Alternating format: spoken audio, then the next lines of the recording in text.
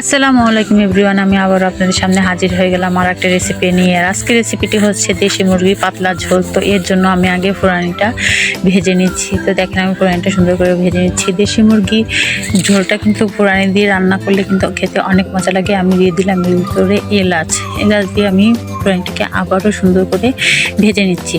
তো দেখেন আমার কিন্তু ফোড়ানিটা ভাজা হয়ে গেছে। এবার আমি এতে দিয়ে দেবো গোটা জিরা, দিয়ে আবারও আমি ফোড়ানিটাকে সুন্দর করে নেড়ে চেড়ে ভেজে নেবো। আমার কিন্তু ফোড়ানিটা ভাজা হয়ে গেছে। এবার আমি ফোড়ানিটাকে উঠিয়ে নেব। তো দেখেন আমি কিন্তু সুন্দরভাবে ফোড়ানিটা উঠিয়ে নিলাম। এর ভিতর কিন্তু আমি কয়েকটা জিরা আস্ত রেখে দিয়েছি। এবার এর ভিতর আমি দিয়ে দেবো আদা রসুন বাটা। এবার আমি মশলাটাকে ভালো করে নেড়ে চেড়ে ভেজে নেব। এবার আমি এতে দিয়ে দেব অল্প একটু মরিচ বাটা।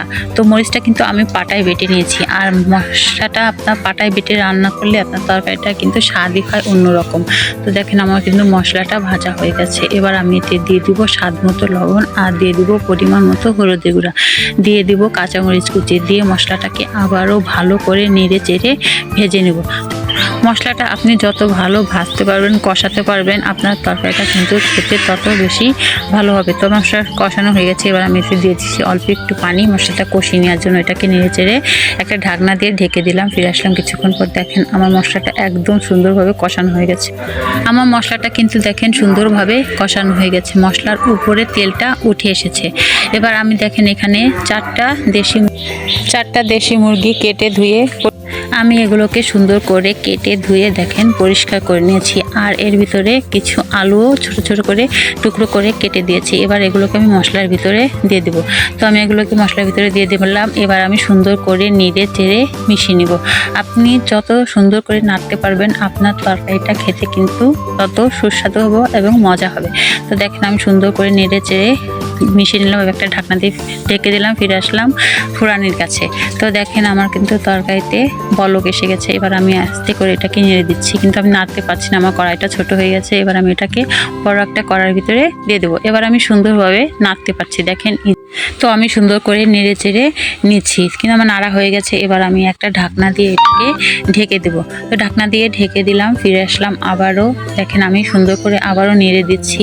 আমি বলি না, আমি প্রতিটা ভিডিওতে কিন্তু বলি, আপনার নাড়া যত সুন্দর হবে ভালো হবে, আপনার তরকারিটা কিন্তু খেতে তত বেশি ভালো হবে। আপনার নাড়া দেখেই বোঝা যাবে আপনি রান্নার উপরে কতটা পারদর্শী। তো আমি আবারও এটাকে নেড়ে চেড়ে একটা ঢাকনা দিয়ে ঢেকে দিলাম। ফিরে আসলাম কিছুক্ষণ পর। আমার তরকারিটা কিন্তু একদম সুন্দরভাবে কষানো হয়ে গেছে। আমি এটাকে আবারও ভালো করে নেড়ে চেড়ে মিশিয়ে নিচ্ছি। তো দেখেন আমার তরকারি কালারটা মাশাআল্লাহ অনেক সুন্দর হয়েছে। তো আমি এটাকে ভালো করে আবারও নেড়ে চেড়ে মিশিয়ে নিচ্ছি। আপনাদেরকে দেখিয়ে দিচ্ছি দেখেন কত সুন্দরভাবে কষানো হয়ে গেছে। দেখেন নেড়ে চেড়ে নিচ্ছি। তো দেখেন এবার আমি এতে দিয়ে দেবো ঝোলের পানি। যেহেতু এটা পাতলা ঝোল হবে, দেশি মুরগির পাতলা ঝোল, সেজন্য আমি পানি পরিমাণটা একটু বেশি দিয়েছি। আমি এটাকে আবারও সুন্দর করে একটু নেড়ে দিচ্ছি।